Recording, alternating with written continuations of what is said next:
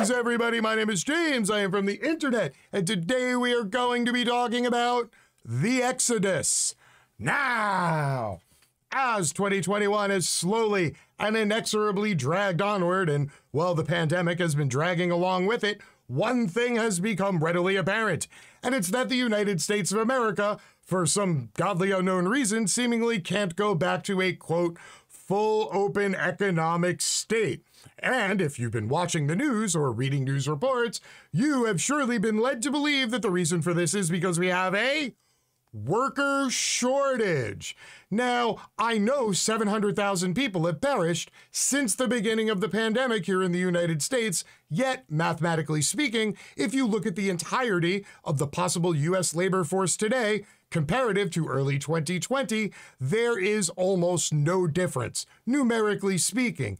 Ergo, since we are supposedly back to open, and there are supposedly just as many people as there were before, and we supposedly have so much unemployment, well then, it seems we shouldn't have a worker shortage, right? Well, what I want to do today is take a look at the supposed worker shortage and determine if it really is or is not a, quote, worker shortage.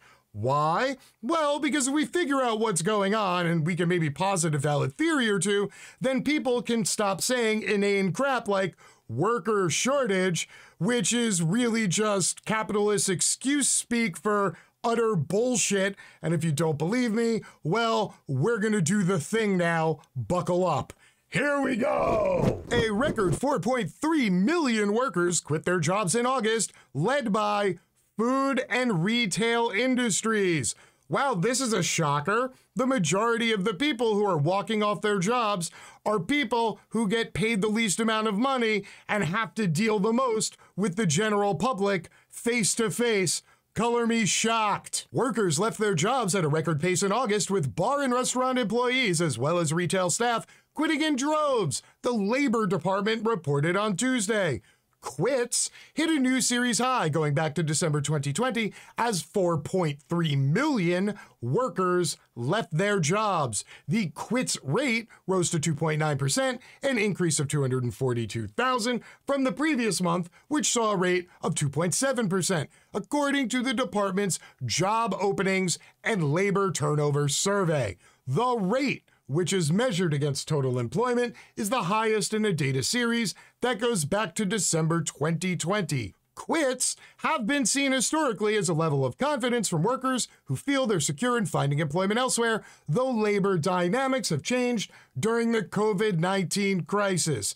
Now, this is the part of the show where I add a little additional context for people at home who might not know about a thing. Quitting a job and being fired are two completely different things. If you quit a job, you automatically do not qualify for unemployment insurance benefits, meaning you cannot apply for unemployment and get unemployment checks if you quit or walk off your job. You only qualify for unemployment benefits if you are A, laid off, B, the business you're working at closes, or C, you lose your job for no reason due to yourself, i.e., if you have a job and you consistently show up late and your employer documents it, warns you, and then fires you, and then you go to collect unemployment, your claim will be denied because supposedly there was cause for your termination. So, if you quit your job, it is one of two things. A, you have already found or are sure you are going to find a better paying job, like immediately, or B, you are choosing to leave the labor market entirely. A total of 892,000 workers in the food service and accommodation industries left their jobs, while 721,000 retail workers departed, along with 534,000 in healthcare and social assistance. Quote, as job openings and hires fell in August, the quits rate hit a new series high, surging along with the rise in COVID cases and likely growing concerns about working in the continuing pandemic.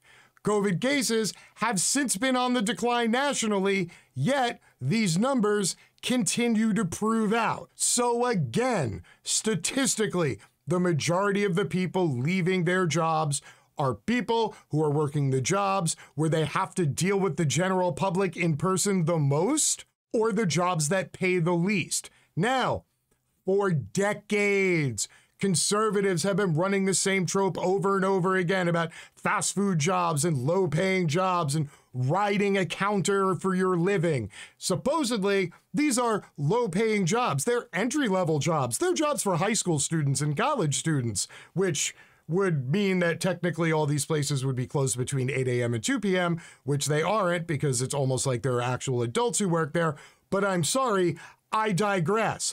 They would have you believe that the problem is you. If you have a low-paying job, you're just being lazy. You've just gotten too comfortable. Hey, if you don't like your job and you don't like making no money, why don't you go out, get a skill set, and go out and find a better job? They've been screaming this shit for decades. Well, now it looks like that shit just happened. And more people are leaving fast food every month than are being hired. They are bleeding out as an industry because people would literally rather do anything, and I mean statistically speaking, anything, other than work at fast food for no money and deal with nasty ass, dirty ass, angry ass, entitled ass people. Quote, "There is an enormous labor shortage in the country right now, and it's not just because people are quitting or have childcare problems or can't get to work due to the Delta variant. The economy is strong as a bull. That's why there's a tremendous demand for labor." Yes, because governments and famous people on social media have been blasting out for months. The economy's reopened. The economy's reopened. Quick, everybody. Go out. Stimulate the economy. Spend money. Go to shitty places. Wait in long lines. Buy $12 hot dogs. Go out. Consume, consume, consume. The economy needs you to consume. And everybody went out and consumed. Yet, seemingly, not everybody has returned back to work, or if they have, they've finally gone out and found a better job like you kept telling them they should do. Meanwhile, the job posting rate fell to 6.6% in August from 7% in July. More people quit their jobs, yet fewer jobs got posted as the month progressed. It's almost like all those people who left their jobs, they went and filled other jobs that were posted, and that's why there were fewer posted jobs. And now, just a little reinforcement in case, you're one of those doubters who's sitting at home going, "Oh, but it said all those jobs were in food, leisure, and hospitality, so, fast food's fine. It's just that poor people are lazy and they don't want to go make me my mocha douche frappuccino." Cool. Yeah, okay. Also, now I'm going to read words that make that sound really ridiculous. Watch.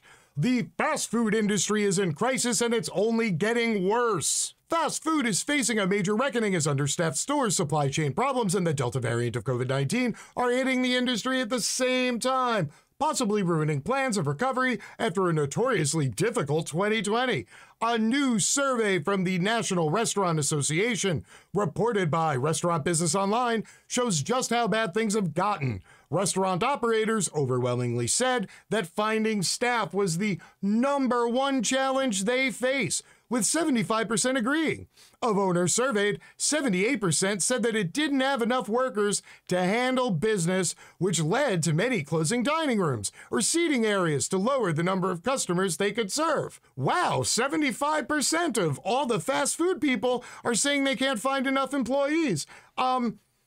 Just out of curiosity, what percentage of those restaurants have advertised that they're paying at least $15 an hour and are going to provide people with full-time labor rather than, trying to lure them through the door and then offering them less and only part-time status and then telling them that, oh, it's conditional employment, but 6 months from now, you'll get a raise up to $15 an hour. And 9 months from now, then you can go up to full-time, which is 36 hours a week. So please go ahead and tell me what the percentage of all of those owners are who also did that. because I'm really dying of curiosity here. Nearly half of operators said that they reduced dining capacities voluntarily. According to the survey, 61% of fast food restaurants and 81% of full-service restaurants said that they decided to shut parts of dining rooms in August because they didn't have the workers to serve those areas.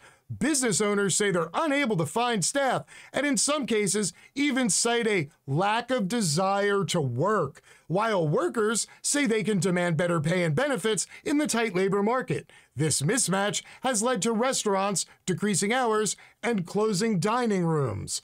Wow, that's a really weird way of saying workers want a living wage, restaurant and fast food chain owners don't want to pay a living wage, and it's turned into a game of chicken in which the fast food workers have told the wealthy capitalists to go fuck themselves, and the wealthy capitalists have decided rather than giving in to the laborers, they will indeed fuck themselves. They will literally cut off their nose to spite their face. They will literally reduce their hours of operation, reduce the total number of customers that they can serve every hour, just because they don't want to set the precedent in their restaurant of paying $14, $15, $16 an hour, because in their heads, at some point, all of this is going to end and they're going to be able to go back to paying minimum wage. And it's really tough to go back to minimum wage when your entire staff is making $15 an hour and people now expect it and consider it the norm. So, you know, if you're a customer,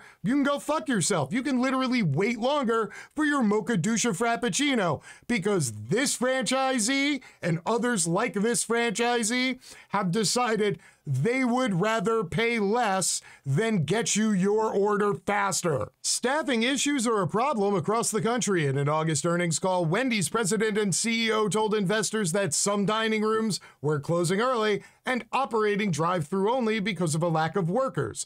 For restaurants that are open, they're operating with fewer workers than before. Full-service restaurants are working with 6.2 fewer employees in the back of the house and 2.8 fewer in the front of the house than they did in 2019 on average, according to a report from Black Box Workforce Intelligence. Cooks, line cooks, managers, and bartenders are especially in demand. Now, of course, because, you know, I listen to conservatives and all their horrible tropes about, you know, the workforce being lazy and unskilled, I find this surprising. I mean, this is all unskilled labor, right? So it should be the easiest job to fill. You don't need to have a skill to, oh, I don't know, cook food or not poison people. Again, this is what conservatives would lead you to believe. And yet, fast food workers are literally quitting at a 3-to-1 clip faster than they could be replaced by their former employers, who seemingly still have not gotten the message that you are only going to retain staff if you pay a living wage. So what does this mean for you, the average viewer at home, the fellow member of the working class? Well, it means we're halfway there. We have half of the puzzle now solved. Step one was getting the capitalists to concede once again that labor does indeed have power, and that labor without capital can still labor, while capital with no labor produces nothing. So we're halfway there. However, the second part of the puzzle is then getting them to spend more money to pay people a living wage, to accept that because they raised their prices so high back when shit was good, and now that they have to pay people more, it's going to cut their profit margins because they can't raise prices even more. Well, that's their problem. They literally pillaged the working class for the last 2 decades, paying them absolutely nothing, making astronomical profits. And now the worm has turned. And if they want to continue maximizing their revenue, they are going to have to concede a portion of their profits back to the laborers who do all the work in the first place. So everybody, keep the pressure on. If you're somewhere and you're making less than $15 an hour, yeah, I know it's a pain in the ass, but keep going out, keep looking, keep filling out applications, because every single time a $9 an hour employee leaves their job and becomes a $15 an hour employee somewhere else, well, it raises the floor just another notch, and it ratchets up the pressure on the capitalists just a little more. So remember, everybody, it's not a sprint, it's a marathon. Keep pushing forward. Until next time, my name is James. I am from the internet, and I am out. Peace.